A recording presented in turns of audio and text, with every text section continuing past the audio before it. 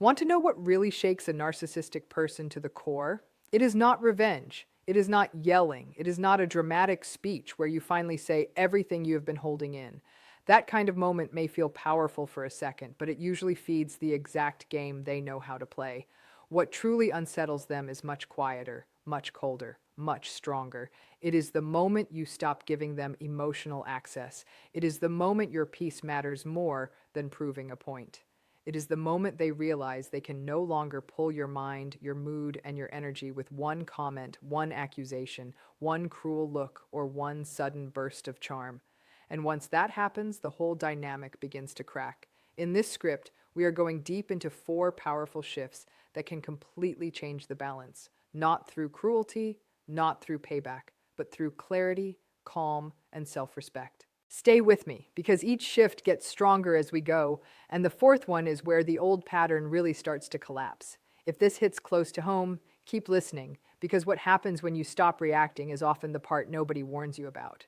The first shift is emotional detachment, and this is often where real freedom begins. A narcissistic person usually depends on reactions. Anger feeds them, tears feed them, defending yourself feeds them. Even your confusion can feed them because all of it tells them they still have a grip on your inner world. That is why simple conversations with them can suddenly feel heavy, tense, and strangely draining. A small disagreement turns into blame. A normal question becomes an interrogation. A personal boundary becomes an attack on them. And before you know it, you are pulled into another emotional storm, trying to explain, repair, calm, or defend. Emotional detachment changes that pattern in a quiet but serious way. It does not mean you stop feeling. It does not mean you stop caring about your own pain. It simply means you stop handing your feelings over to someone who uses them against you. Instead of reacting fast, you pause. Instead of matching their intensity, you lower yours. Instead of trying to win the moment, you protect your peace. This is where the power starts to move. Because the moment your emotions are no longer available on demand, they are forced to face something they do not like at all. Limits. Real limits. Quiet limits. The kind they cannot easily break with pressure, guilt, or noise. Think about how this looks in real life. They throw out a sharp comment, expecting your face to change. They make a false accusation, waiting for you to rush into a long defense. They speak in a cold tone, hoping to provoke hurt, panic, or outrage. In the past, maybe that worked. Maybe you felt the need to explain right away. Maybe you tried to prove you were not selfish, not wrong, not disrespectful, not the problem. But emotional detachment changes the rhythm. You answer less. You slow the moment down. You refuse to let their chaos become your emergency. Sometimes that means a calm reply. Sometimes it means a short sentence. Sometimes it means no response at all. And that silence can hit harder than any comeback. Because now the emotional supply they expected does not arrive. They may try harder. They may repeat the insult, raise the pressure, or switch tactics and suddenly act wounded. But if your calm stays steady, they start running into a wall they cannot easily move. And that is deeply unsettling for someone who measures power by the reactions they create. Watch this carefully in your own life. The more peaceful you become, the more clearly you start to see their patterns. And once you see the pattern without stepping into it, the pattern begins to lose its hold on you. Another reason emotional detachment is so powerful is because it clears your mind. When you are constantly reacting, you live in survival mode. You overthink every text, every tone, every silence, every strange look. You replay conversations in your head. You wonder if you were too harsh, too sensitive, too distant, too honest. That mental fog is exactly where manipulation grows best. But when you detach emotionally, even little by little, the fog starts to lift. You begin to see that not every accusation deserves an answer. Not every mood swing is your responsibility. Not every dramatic moment is a crisis you must solve. You stop chasing understanding from someone who benefits from your confusion. You stop trying to force honesty out of someone who is committed to control. And most of all, you stop treating their emotional state like the center of your world. That shift is not cold.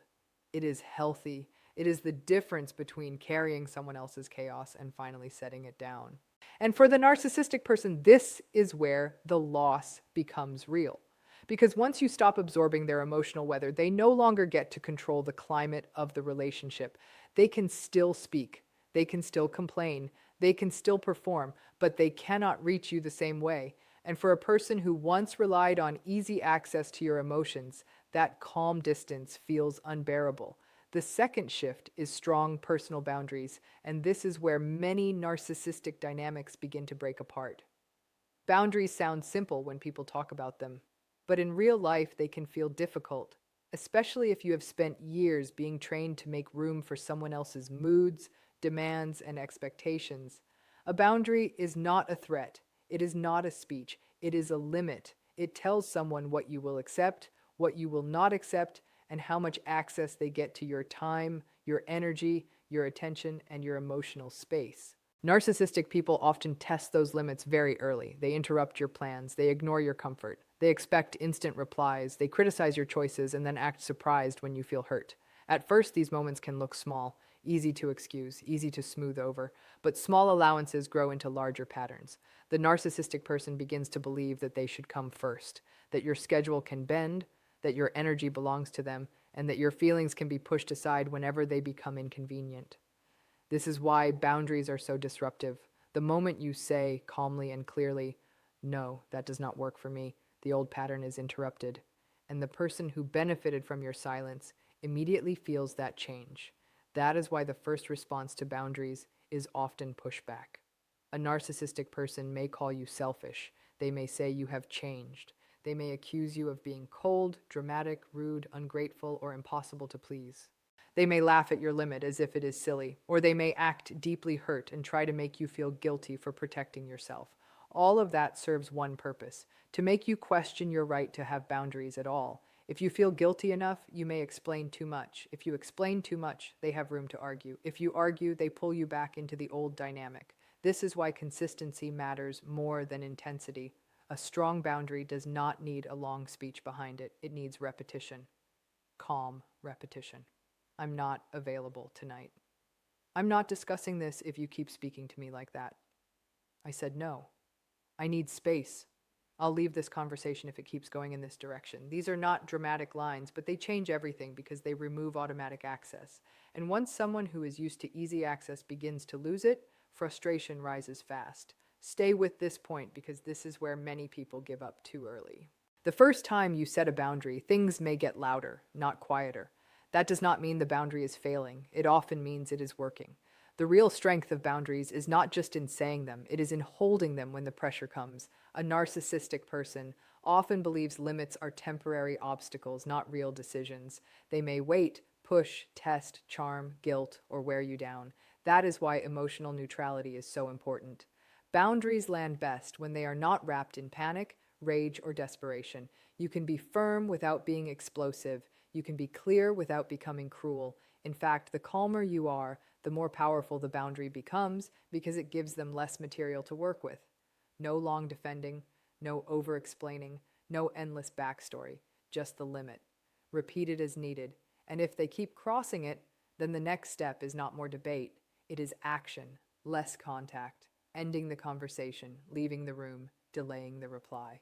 Protecting your time, rebuilding your routines. This is the part many people miss. A boundary without action is just a request. A boundary with follow-through becomes a new reality. Over time, that reality changes your nervous system too. You stop living in constant anticipation of what they want. You stop organizing your life around keeping them comfortable.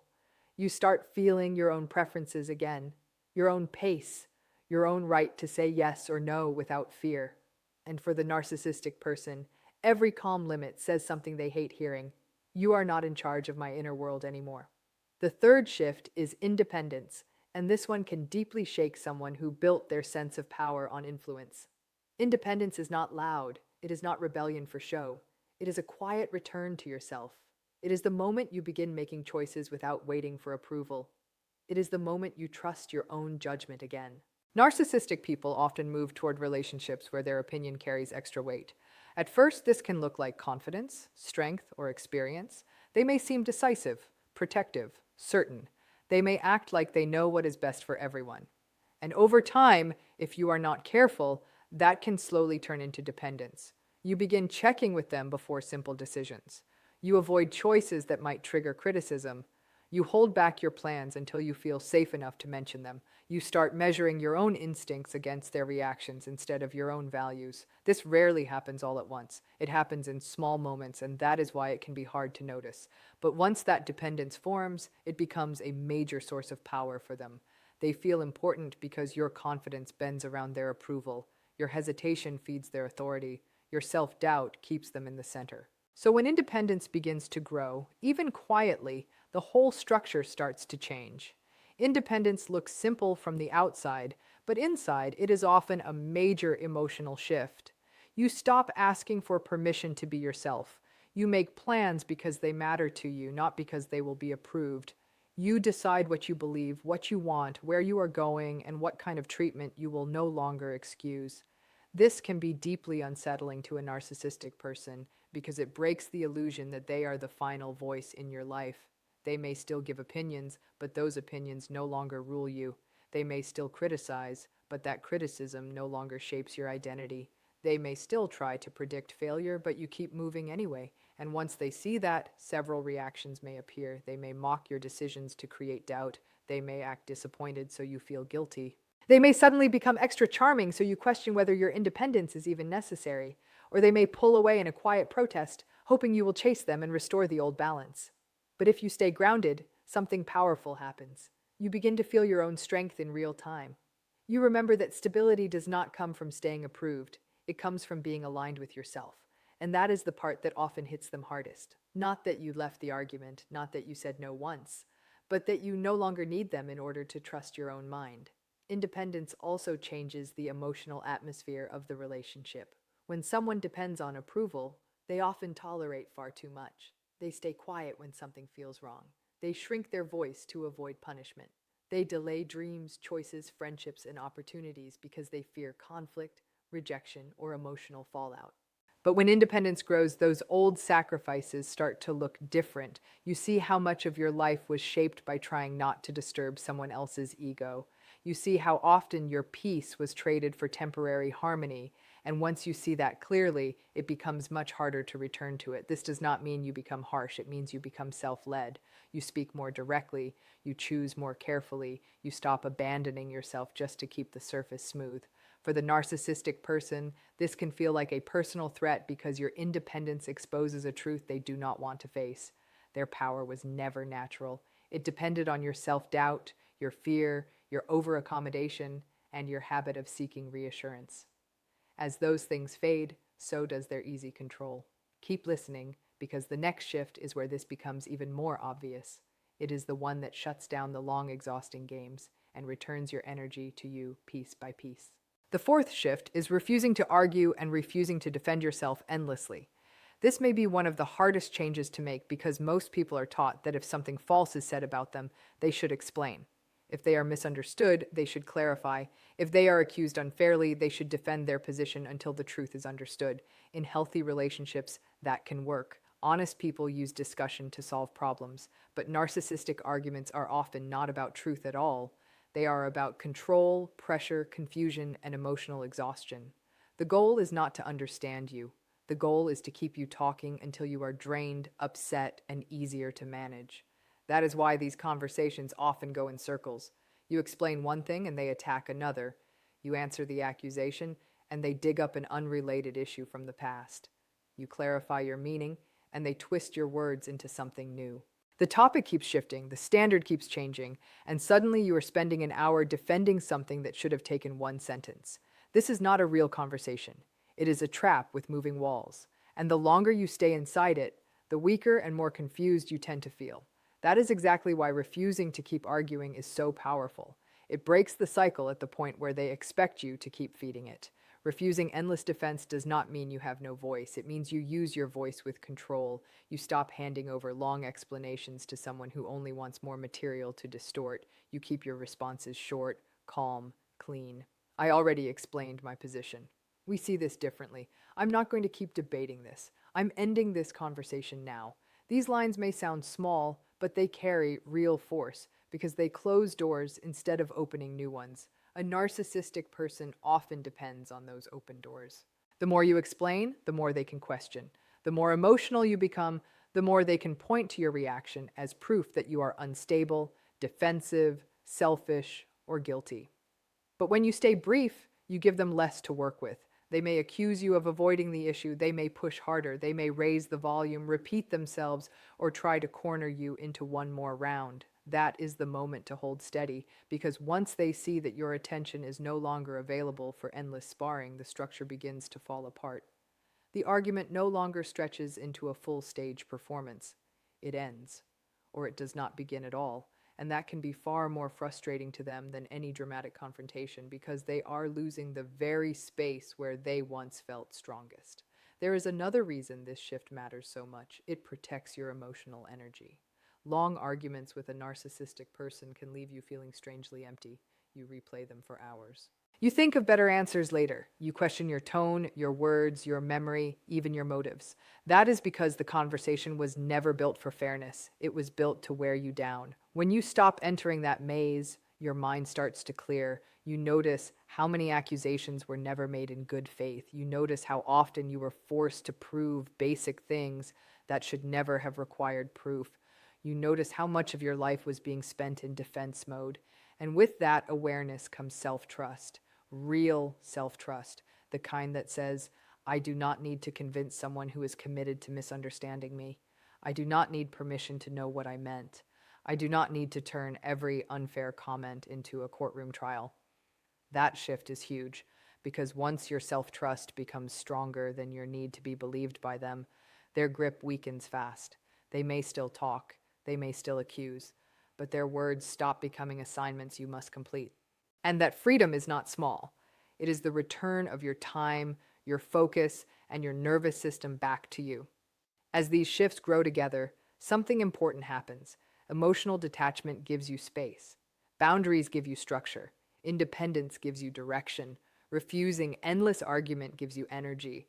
And when those four things start working at the same time, the entire relationship changes, even if the narcissistic person does not. That is the truth many people need to hear. You are not waiting for them to transform before your life can feel different. Your peace does not begin on the day they suddenly become self-aware, accountable, and kind. Your peace begins on the day you stop arranging your entire reality around their behavior. That may sound simple, but it is a deep shift. It means you stop making them the center of every emotional calculation. You stop asking, how do I keep them calm? How do I avoid their mood? How do I make them understand? How do I get back the version of them I saw in the beginning? Instead, the questions change. What protects my peace? What is true for me? What costs too much? What no longer belongs in my life? Those questions are powerful because they return you to your own side. And that is often the moment the narcissistic person feels most unsettled. Not when you attack, not when you beg, but when they realize your life is no longer orbiting their reactions. And here is the part people rarely talk about. When you begin changing in these ways, the narcissistic person may escalate before they pull back. They may become more critical, more dramatic, more confusing, or suddenly more charming. They may act as if the relationship is falling apart only because you are finally standing up for yourself. They may try to rewrite history and make it sound like your limits came out of nowhere. Do not let that shake you. Often, what you are seeing is not proof that your new approach is wrong. It is proof that the old approach used to benefit them. When the benefit starts disappearing, pressure goes up. That is why this phase requires patience and clarity. Keep your words simple. Keep your routines strong. Talk to people who support your reality. Rest when you need to. Write things down if confusion starts creeping in. Protect your sleep. Protect your body. Protect your focus. Real power is not only in what you say to them. It is in how well you stay connected to yourself while they test the new limits. This is where lasting change is built, not in one dramatic scene, but in repeated calm moments where you choose yourself again and again, and every time you do, the old spell weakens a little more. So if you are dealing with someone who feeds on control, attention, emotional chaos, and endless access, remember this. The strongest response is often the quiet one. Detach. Set the boundary. Build your independence. Stop defending yourself to exhaustion. These are not games. These are forms of self-respect. They do not exist to hurt someone. They exist to end a pattern that has been hurting you. And that is why they feel so powerful. Because when you stop reacting the way they expect, stop bending where they expect, and stop chasing the approval they expect, they are left facing something they cannot easily manage: your calm, your clarity, your self-possession. If this message speaks to what you have lived, take a breath and let it land. You do not have to fix every moment today. You do not have to master all of this overnight. Start with one shift, one calm pause, one firm no, one decision made without asking for permission, one argument you refuse to keep feeding. Small steps grow into new patterns, and new patterns grow into a new life. And once that life begins, the person who used to control the emotional room often becomes the one most disturbed by the silence they can no longer break.